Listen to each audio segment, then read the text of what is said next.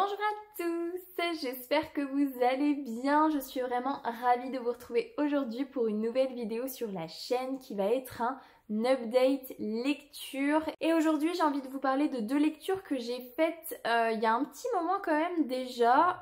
Bon, alors pas critique non plus, pas il y a des mois, mais ça commence à remonter un petit peu, donc on va remédier au problème.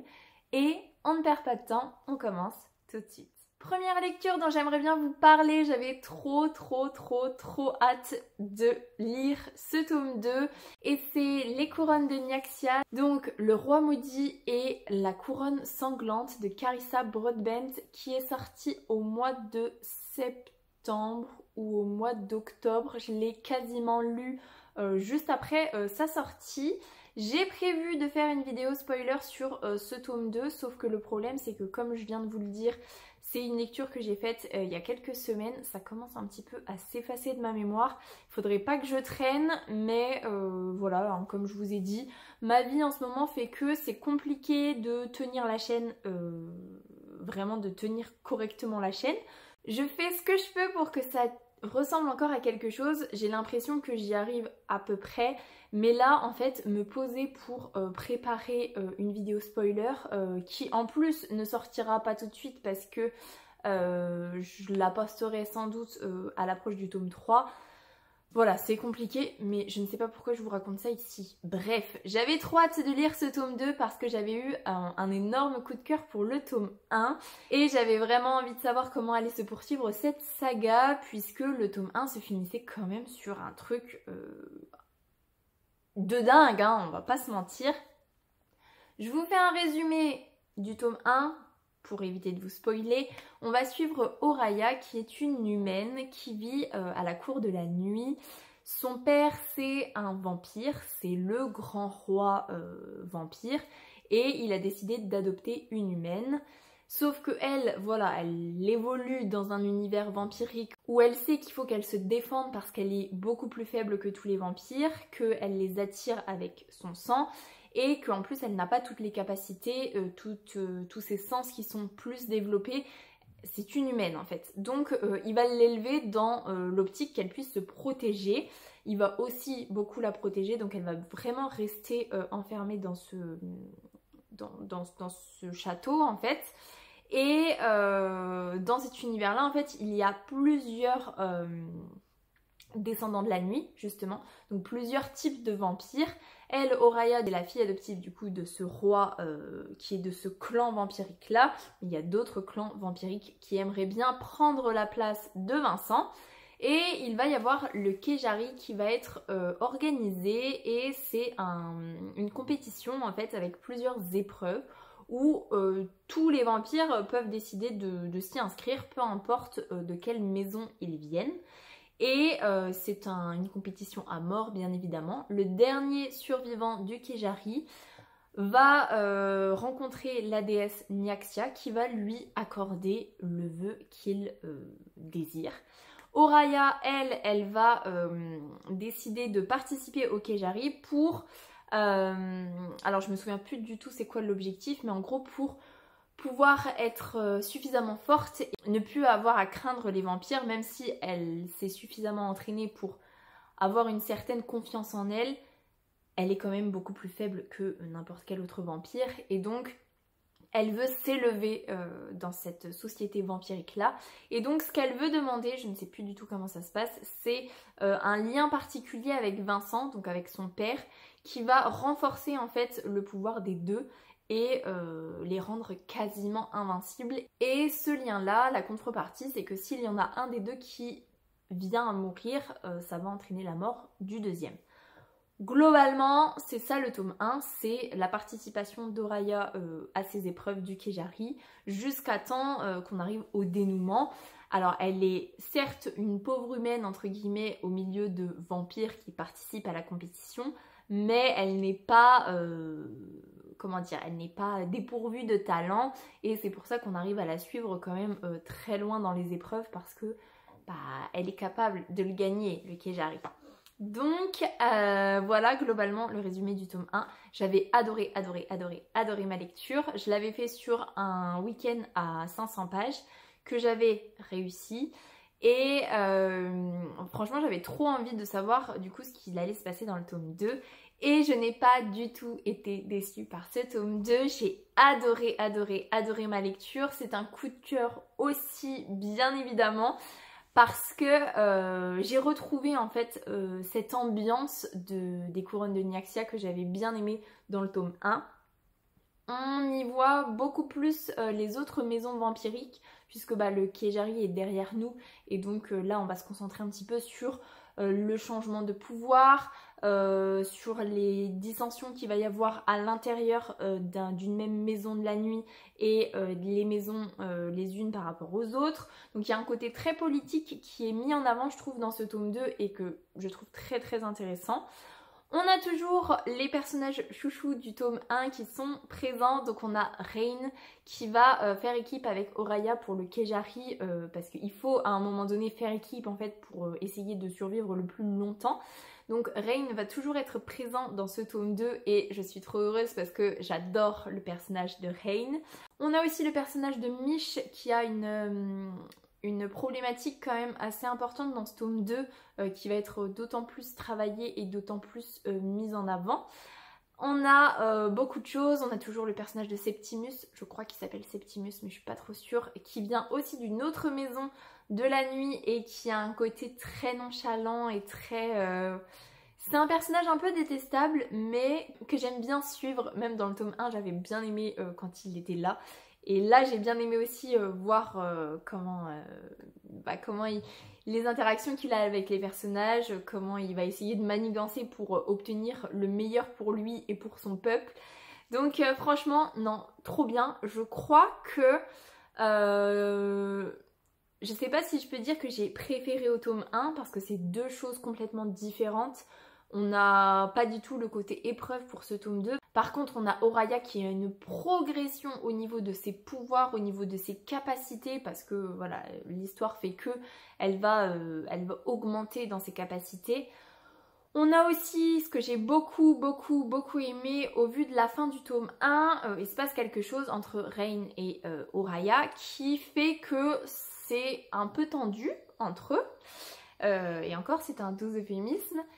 Je trouve ça très bien que l'auteur mette très longtemps, mais vraiment très longtemps avant que le souci entre les deux soit plus ou moins mis à plat et qu'il y ait quelque chose qui essaye de se renouer entre les deux personnages.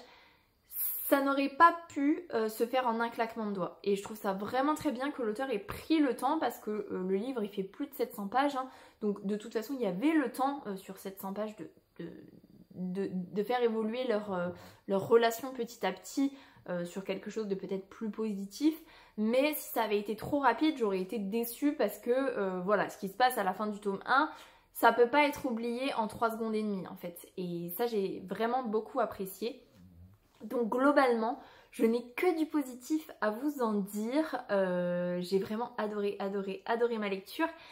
Et je me ferai une joie de lire le tome 3. Même si j'ai lu les notes de l'auteur à la fin. Alors il me semble que c'est une saga en 6 tomes, donc il en reste encore 4. Et ce qui me fend un petit peu le cœur, c'est que le tome 3 ne sera pas du point de vue d'Oraya et de Rain. Je suis un petit peu déçue parce que j'aime vraiment beaucoup ces deux personnages-là. Ils ont un caractère bien spécifique, ils ont une dynamique ensemble qui est vraiment top à regarder. Enfin à regarder, à vivre avec eux en fait. Et si à regarder, parce que on les regarde évoluer l'un avec l'autre. C'est un plaisir de les suivre. Et même si je pense que le point de vue du tome 3, on va avoir forcément des clins d'œil, on va avoir certainement des références à ces deux personnages-là, bah ce sera plus eux les personnages principaux et donc j'avoue que je suis un petit peu triste. Je suis sûre que j'aimerais ce tome 3, bien évidemment, mais c'est vrai que j'aurais aimé avoir un tome supplémentaire du point de vue de ces deux-là, mais bon, c'est tout. Je me ferai quand même une joie de lire le tome 3 quand il sortira et j'essaye vraiment beaucoup de vous faire une vidéo spoiler que je posterai quelques semaines avant la sortie du tome 3. déjà ce sera bien pour moi parce qu'il y a énormément de choses qui se passent dans ce tome 2 et je pense que pour enchaîner avec le tome 3 c'est quand même bien d'avoir les bases parce qu'il y a vraiment beaucoup de choses.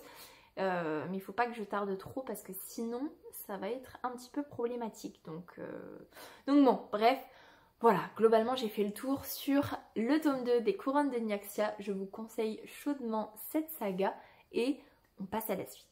Après avoir été dans un univers vampirique pendant plus de 700 pages, j'avoue, j'avais envie de quelque chose de plus contemporain, de plus terre à terre on va dire, de pas facile à lire et j'avais pas prévu de le lire justement et finalement je me suis dit bon c'est un tome 2, ça finit une saga entre guillemets et pourquoi pas en fait parce que j'avais vraiment beaucoup apprécié le tome 1.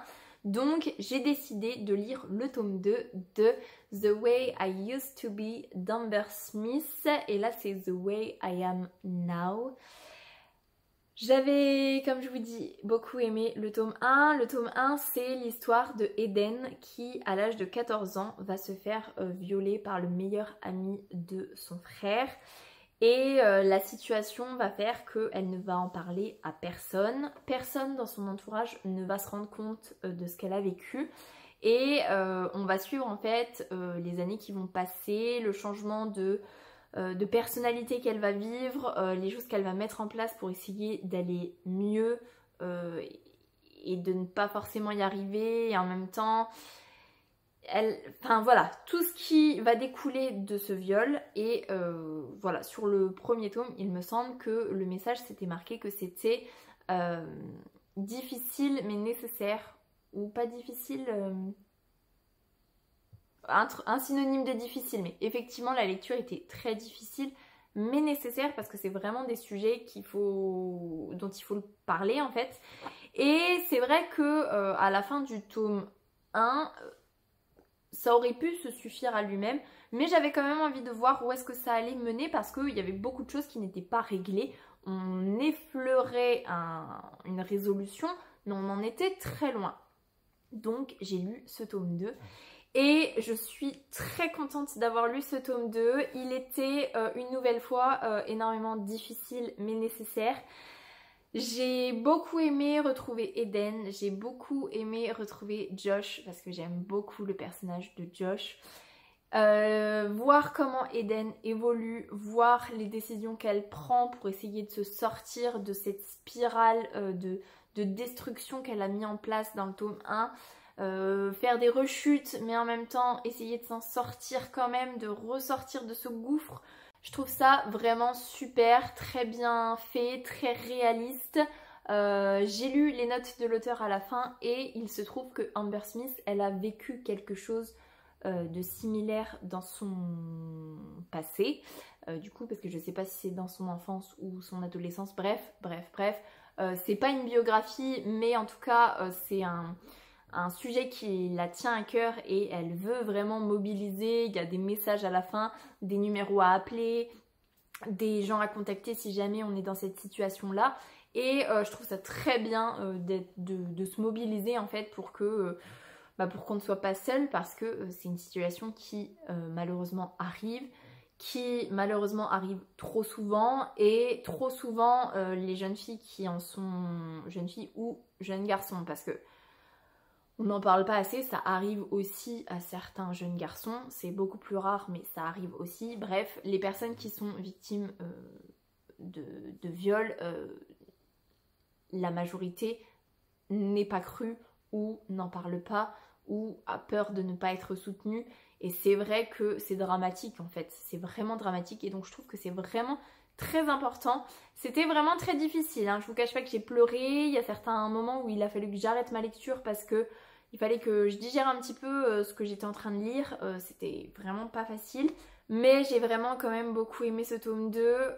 La fin que l'auteur a décidé de donner à ce tome 2, je la trouve très bien, parce que c'est pas une fin ni positive ni négative, c'est une note d'espoir, et je trouve ça vraiment bien de finir là-dessus, parce que je pense que ça aurait été horrible de finir sur une mauvaise fin.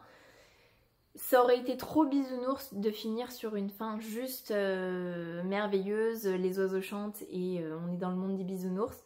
Là, une note d'espoir, c'est vraiment, on commence à voir le bout du tunnel, il y a de l'espoir, mais c'est pas encore complètement terminé et il y a encore du chemin à parcourir, il y a encore des choses à faire, à vivre et vraiment je trouve ça très bien. Donc je vous conseille cette duologie, je suis pratiquement sûre que là c'est terminé, c'est une duologie et non, vraiment très très bien. Alors si vous avez vécu ce genre de choses là ou si c'est un sujet qui est vraiment sensible pour vous, là pour le coup ne le lisez pas parce que c'est déjà difficile quand on n'est pas concerné, mais alors je pense que quand on est concerné c'est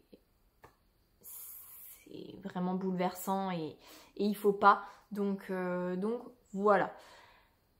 Je crois que j'ai fait le tour sur The Way I Am Now et sur les 2 lectures que je voulais vous présenter globalement. Je vais m'arrêter là parce que c'était 2 très bonnes lectures. Je pourrais tourner un petit peu en boucle en vous disant de lire ces 2 livres-là parce qu'ils étaient vraiment très très bons. Sur ce, je vais vous laisser là-dessus. J'espère que cette vidéo vous aura plu. Si c'est le cas, n'hésitez pas à mettre un petit pouce dans les airs, à vous abonner à la chaîne et à venir discuter avec moi en commentaire. Ça me fera super plaisir. Pour les plus timides, un petit emoji tigre, ce sera très apprécié. En attendant, je vous souhaite une très belle semaine, de très belles lectures et je vous dis à la semaine prochaine. Salut!